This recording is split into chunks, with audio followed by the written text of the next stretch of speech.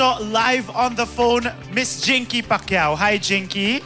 Hi, Miss Hi, Jinky. hello sa inyo lahat dyan. Hi, hello Raymond and Jenny Lee. Jinky, kitang-kita kanina ang reaksyon mo doon sa fight ni Manny na ikaw ay nabigla at na-shock. Ano ang nararamdaman mo ngayon, Jinky? Nagulat talaga ako kasi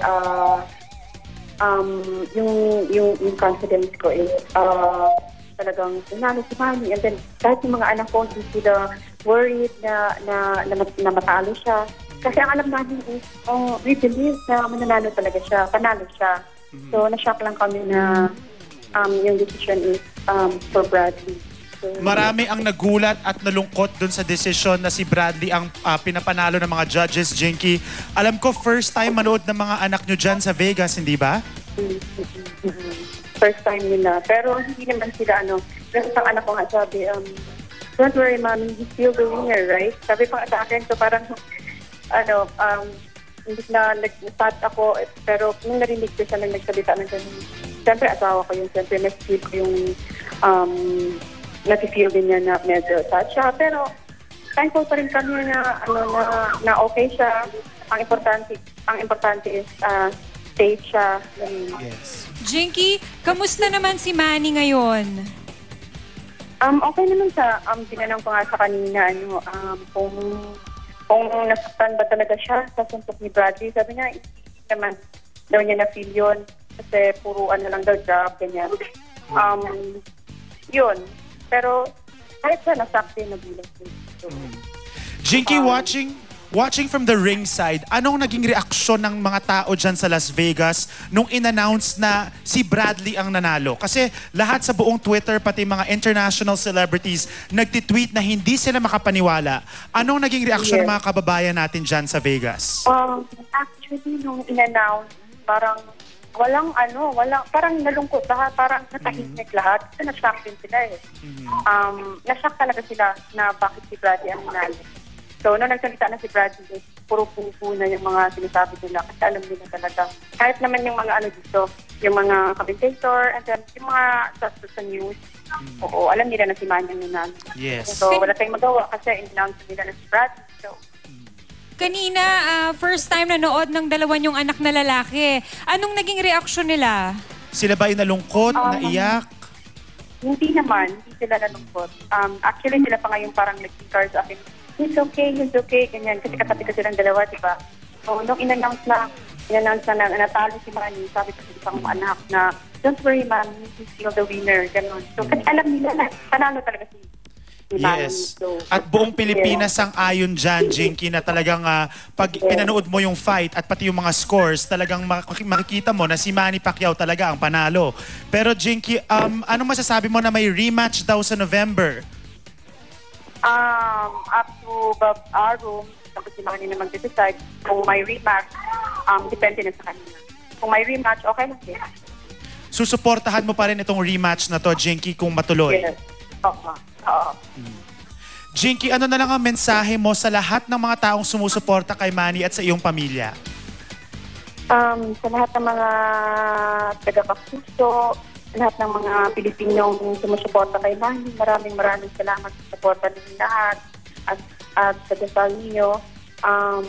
Keep on believing na lahat na nangyayari na ito ay God's will. God has His purpose for Manny. Basta alam natin na nanalo siya and we'll keep on praying na mananalo pa rin siya sa lahat ng mga laban niya. Hindi na tayo naging sad kasi lahat ng ito, God's will lahat. May purpose siya kung bakit nangyayari ito. Basta in our heart, we believe that Manny won the fight. So, Yes. thank you sa inyong lahat. Maraming salamat sa iyo, Jinky. Kailan ang uwi nyo dito sa Pilipinas? Hindi pa kami makaka-uwi kasi magbabakasyon pa kami. So, mga 1 month pa kami dito. 1 month pa. By July kami makaka-uwi. Okay. Si Manny daw nandyan sa tabi mo, Jinky? In-interview pa kasi siya eh. Okay. O sige, mamaya aantayin namin ang si Manny on the phone. Maraming salamat sa iyo, Jinky. Thank you. And of course, our prayers are with you and our support is with you also and your family. Thank you, Maraming thank you salamat, very Miss Jinky. Para sa aming mga Pilipino, si Manny pa rin ang panalo. Maraming salamat. Maraming salamat, Miss Jinky. And don't worry, hindi lang mga Pinoy ang nagdududa sa naging resulta ng Pacquiao-Bradley fight na yan. Pati mga international celebrities all over the world nag-tweet ng kanilang pagkadismaya sa naging resulta ng boxing match na yan ng iyong asawa. Si Katy Perry nag-tweet. Sabi niya, RIP boxing, the whole world is disappointed but we all know who really won. Phil M. Bruno Mars said, "Ugh, what happened? I bet $1 million for Manny. Hey, Manny Pacquiao is still the world's best boxer." Sinabi rin ni Jeremy Lin, ang star ng New York Knicks, na unbelievable. Bob Adams said, "I went over to Bradley before the decision and he said, I tried hard but couldn't beat the guy." So, apparently, pati si Bradley ay may pagdududa na natalo niya si Manny Pacquiao. Busta Rhymes, the famous rapper, said, "Bradley, you can't sleep tonight. The feedback is overwhelming, isn't it? The whole world knows you lost. Do the right thing and give that belt to Pac-Man."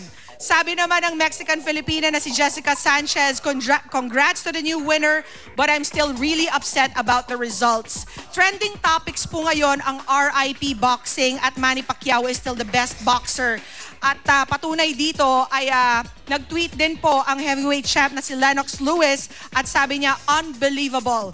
Pac Bradley, this is another stain on boxing." So mga Pilipino all over the world, I guess you should be confident in the fact that a lot of people also agree with our opinions that parang meron yatang pagkakamali sa naging resulta ng boxing match na ito.